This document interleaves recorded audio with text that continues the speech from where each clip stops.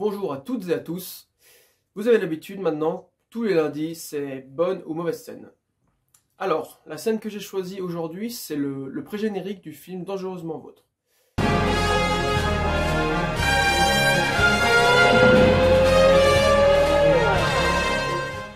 Alors, ce pré-générique, je trouve qu'il répond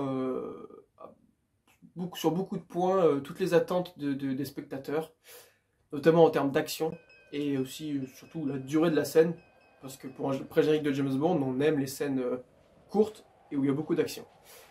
Alors, cette scène, elle commence directement dans la mission. Donc James Bond est envoyé pour récupérer un microfilm qu'un autre agent avait sur lui et qui est mort. Donc il arrive, il le découvre dans la glace, dans la neige, et c'est en pleine zone soviétique. Donc on sait tout de suite qu'il va y avoir de l'action dès qu'on arrive au tout début. Ça loupe pas, forcément, il se fait repérer. Et là, une grosse scène de course-poursuite arrive, avec du ski, du snow, de la motoneige, voilà, tout ce qu'il faut, tous les sports d'hiver sont réunis. L'action est au rendez-vous, ça tire de tous les côtés, James Bond s'en sort, il arrive à éviter. Il y a certains loupés, il tombe à ski, il arrive à récupérer, grâce à son ingéniosité, la motoneige d'un soviétique en accrochant un grappin dans la glace et au dos du conducteur. Et par contre, il a oublié qu'il y avait un hélicoptère qui balance des grenades. Donc sa motoneige explose. Il se retrouve coincé dans un trou et là il récupère une partie de la motoneige, la partie qui glisse, pour s'en faire un snowboard. Alors ça, des snowboards à l'époque, je sais pas exactement, mais je pense qu'il n'y en avait pas beaucoup, donc pour un James Bond ça a été... À l'époque ça devait être vu comme quelque chose de nouveau, je pense. Et je trouve ça très très bien, on voit que James Bond touche vraiment à tout. Sauf qu'à ce moment-là, qu'est-ce qui vient tout gâcher ce pré-générique? C'est la bande sonore. La musique des Beach Boys. Qu'est-ce qu'ils sont venus foutre cette musique à ce moment-là? Non mais, on avait tout qui était bien.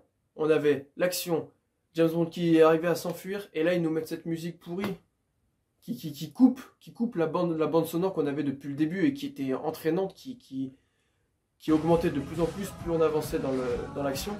Et là, il coupe avec ça. Et on se croirait à la plage, sous les cocotiers. Alors, c'est pas du tout. Je comprends pas pourquoi ils ont voulu faire ça. Moi, ça m'a choqué la première fois que j'ai vu. Je trouvais nul, quoi. C'est un choix bizarre, mais c'est le choix qui a été fait. Donc voilà, la musique se passe pendant qu'il descend en snowboard. Il traverse le lac en snowboard, c'est le seul qui arrive forcément. Les soviétiques se tombent dans l'eau. Et une fois qu'il finit le snowboard, la musique revient. La musique s'arrête et c'est la musique d'avant qui revient, qui continue comme si c'était pas arrêté. Donc ça fait une transition un peu bizarre. Surtout que la musique, elle revient vraiment juste au moment où la scène est terminée, où il balance la fusée de détresse dans l'hélicoptère qui le fait s'écraser. Donc voilà, le pré-générique aurait pu être génial de bout en bout, mais il y a vraiment cette petite partie là je veux pas dire de merde, mais c'est pas... Ça gâche tout, ça gâche l'action et ça coupe vraiment la force ce pré-générique, quoi. Donc voilà mon petit... je sais pas si je dirais bonne ou mauvaise scène du coup. Je dirais que c'est une bonne scène, sauf ce passage-là qui est mauvais pour moi à cause de la musique. Alors je sais pas ce que vous en pensez, vous pouvez en parler en commentaire. Et en attendant, abonnez-vous et suivez-nous sur notre chaîne YouTube Planète 007. Allez, à bientôt pour une nouvelle vidéo. Ciao!